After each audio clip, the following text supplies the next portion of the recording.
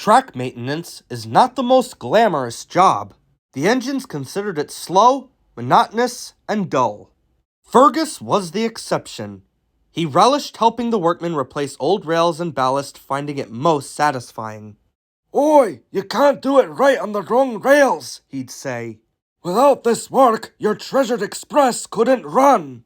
The other engines just rolled their eyes. If you asked them, Fergus was more than welcome to it.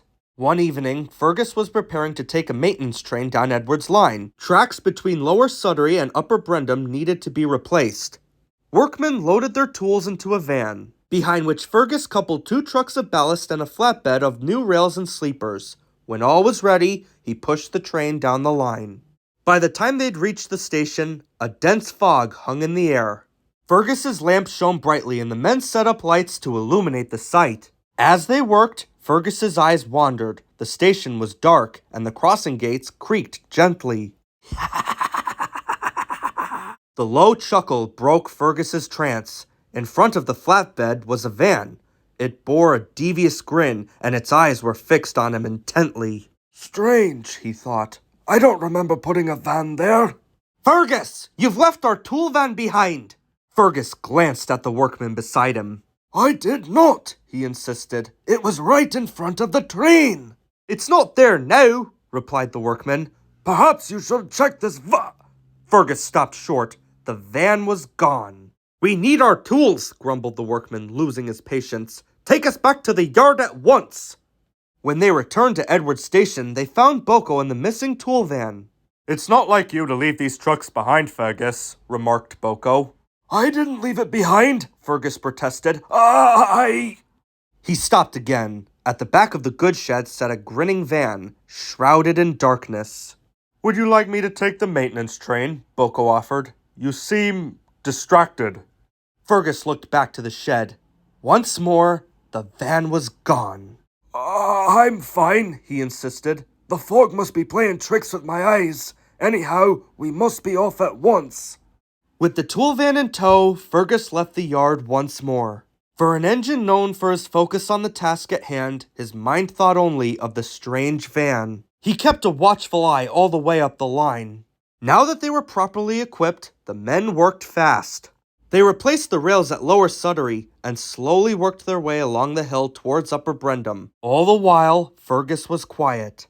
"Not to worry, old boy," confronted his driver. "We're all a bit forgetful sometimes."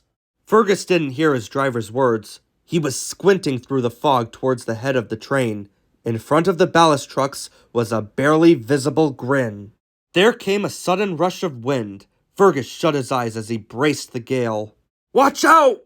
Fergus opened one eye to identify the source of the noise, only to find himself face to face with the van and its awful smirk.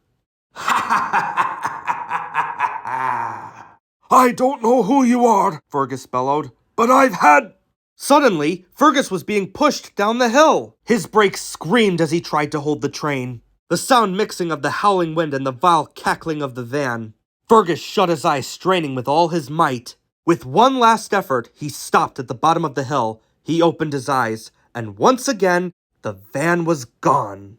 By morning, the fog had cleared, and Boko arrived with the breakdown train. The workmen spoke to Fergus. "That was some mighty wind. It blew one of the ballast trucks over and sent it toppling down the hill. The tool van must have rolled back and bumped you." "Wind can't blow a loaded truck off the rails," Fergus grunted. "And where is the other van?" "Fergus, we keep telling you, there's no other van except the one for our tools. Now we must get this mess cleaned up." "Oh, I'll find that van and wipe that smug smirk off its face," grunted Fergus. "No one interrupts my work." "Heh, you're not likely to find it," Boko chuckled dryly, "for it doesn't exist." "Whatever do you mean, Boko?" "Railwaymen have been superstitious about the number 13, explained Boko, "but that doesn't just apply to engines. When batches of wagons were built, the 13th was always treated with appreciation." "Pah! Superstitions are nothing but tish-tosh," huffed Fergus. Boko ignored him and continued. "I heard of a particularly unlucky van. Supposedly, the 13th and its batch in misfortune certainly followed it. One night, an engine derailed while moving it to some old sidings.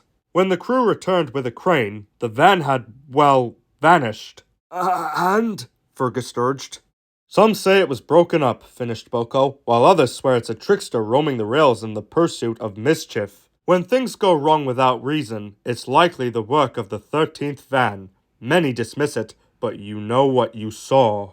Fergus said nothing. As far-fetched and poltergeist seemed, he couldn't explain how the van moved and disappeared of its own accord. He continued his work with the maintenance crews, but was more focused and alert than ever before. He would never admit to believing in ghosts, but every foggy night he remains on guard, lest he receive a visit from the 13th van.